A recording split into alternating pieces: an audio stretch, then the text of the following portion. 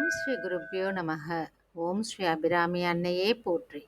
இப்போ நம்ம பார்க்க போகிறது அபிராமி அந்தாதியில் வர 70வது பாடல்.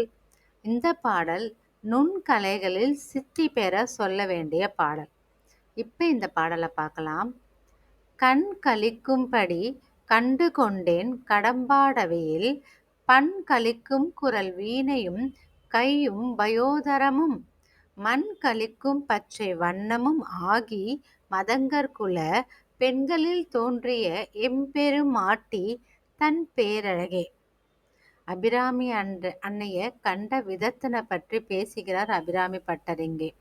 அபிராமி அன்னையை நான் என் இரு கண்களும் களிக்கும் விதத்தில் கண்டு கொண்டேன்றாங்க. கடம்ப வனத்திலே அவள் உறைந்திருந்த காட்சியை நான் கண்டு கொண்டேன். பண்ணும் விரும்பி களிக்கும் குரல் உடையவள் அவள். கையினில் வீணையை உடையவள்.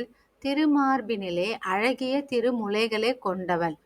இந்த மண்ணும் விரும்பும் விதத்தில் பச்சை வண்ணம் கொண்டவள் அவள்.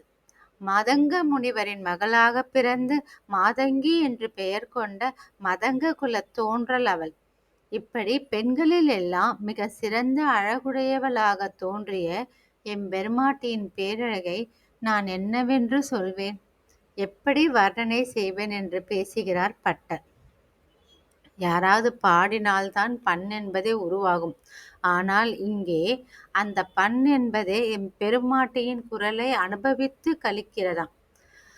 பச்சை பசேல் என்று பசுமையை உடைய இந்த பூமியோ அவளது பச்சை நிறத்தினை பார்த்து பெருமாட்டியும் என்னுடைய நிறத்தை இன்று பூண்டிருக்கிறாள் என்று குதூகலித்து களிக்கின்றதாம்.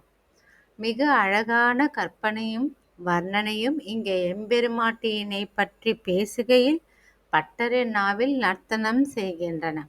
அபிராமி அன்னையை அவ்வளவு அழகா வர்ணித்து சொல்லியிருக்கிறாங்க அபிராமி பட்டர்.